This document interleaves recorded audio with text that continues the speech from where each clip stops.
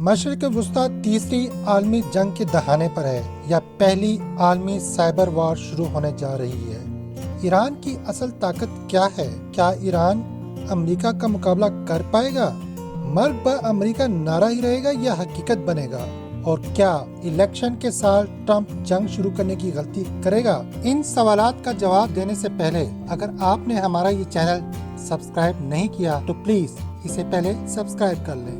Iran middle asset کا ایک انتہائی اہم ملک ہے۔ 16,48,195 مربع کلومیٹر پر پھیلے اس ملک کی آبادی 8,30,24,745 نفوس پر مشتمل ہے۔ اسلامی جمہوریہ ایران کی کل آبادی کا 60% حصہ ایسے نوجوانوں پر مشتمل ہے جن کی عمر 30 سال سے کم ہے۔ آپ کے لیے یہ بھی حیران کن ہوگا کہ 57 اسلامی ممالک میں ایران واحد ملک ہے جس کے نوجوان سب سے زیادہ متحرک ایکٹیو ہیں۔ وہ خواہ سیاست کا میدان ہو، معیشت، مذہب یا پھر آئی ٹی کا شعبہ، ایرانی نوجوان زندگی کے ہر شعبے میں چھائے ہوئے ہیں۔ ایران کی افرادی قوت 4,75,00,000 افراد پر مشتمل ہے۔ ایران کا جغرافیہ اس کی طاقت ہے۔ خلیج فارس کے سنگم پر ایران کی موجودگی استعماری طاقتوں کو ہمیشہ کھٹکتی رہی ہے کیونکہ دنیا کے 40% تیل کی گزرگاہ یہی علاقہ ہے۔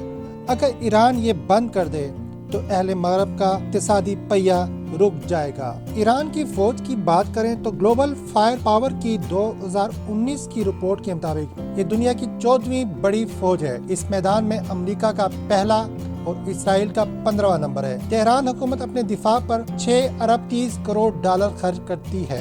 اس کے مقابلے میں امریکہ کا ملٹری بجٹ 587 ارب ڈالر ہے۔ International institute for strategic studies کے مطابق ایران کی فوج 5,23,000 جوانوں پر مشتمل ہے۔ اس میں پاسداران انقلاب ایران کے 1.5 لاکھ رضاکار بھی شامل ہیں۔ ایران کے پاس 509 جنگی طیارے، 1,634 ٹینک اور 398 بحری جہاز ہیں۔ ایران کی فوج کی اصل طاقت میزائل ہیں جو زیادہ تر خود ساختہ ہیں۔ ان میں شہاب 2، شہاب 3، ذوالفقار اور سومار نمایاں ہیں۔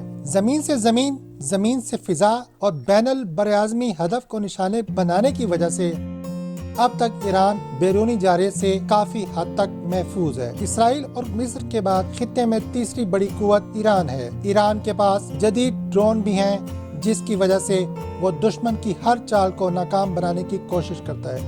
جون 2019 میں ایران نے ایک امریکی ڈرون مار گرایا تھا جس کی وجہ سے تہران اور واشنگٹن میں کشیدگی میں اضافہ ہوا۔ ایران میزائل کے علاوہ سیٹلائٹ سسٹم پر بھی زور و شور سے کام کر رہا ہے۔ ایران دنیا کی 99ویں بڑی معیشت ہے۔ IMF کے مطابق 2019 میں ایران کی GDP 484 ارب ڈالر جبکہ اقوام متحدہ کے مطابق یہ 425 ارب ڈالر تھی۔ ایران کی فی کس آمدنی 5,845 ڈالر سالانہ ہے۔ معیشت کے میدان میں تیل اور گیس ایران کی طاقت کا راز ہے۔ دنیا کے تیل کے کل ذخائر کا 10% ایران میں ہے۔ اوپیک ممالک میں یہ تیل برآمد کرنے والا دوسرا بڑا ملک ہے جبکہ تیل پیدا کرنے والے ممالک میں اس کا چوتھا نمبر آتا ہے۔ امریکی پابندیوں سے پہلے ایران تیل سے سالانہ 50 ارب ڈالر کمایا کرتا تھا۔ دنیا کی 15% قدرتی گیس اس خلیجی ملک میں ہے اور گیس کے ذخائر کے حوالے سے یہ دنیا کا دوسرا بڑا ملک ہے۔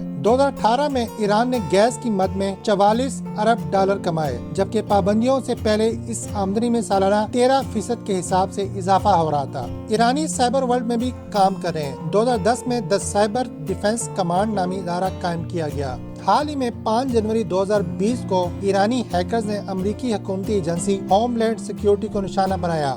ویب سائٹ پر آیت اللہ خامنئی کی تصویر اور ایران کا پرچم لگا کر یہ پیغام چھوڑ دیا کہ سائبر طاقت کا یہ صرف چھوٹا سا مظاہرہ ہے۔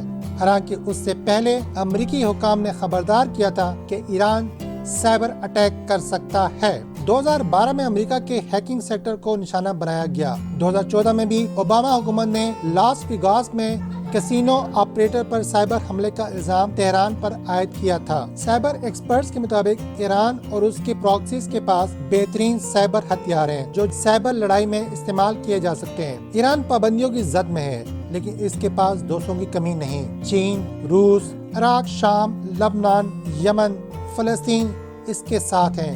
किसी के पास वीटो पावर है तो किसी के पास गुरीला ताकत। अमेरिका और ईरान में जारी सर्द जंग गर्म जंग की तरफ जाएगी तो ये दोनों मुल्कों के लिए जहां इंतहाई नुकसान का बायस बनेगा, वहीं कई साल तक इस इलाके में अमन की फाख्ता भी रूठ जाएगी। अगर आपको ये वीडियो पसंद आई हो तो इस चैनल को सब्सक्राइब करें और ये वीडियो अपने दोस्तों से भी शेयर करें।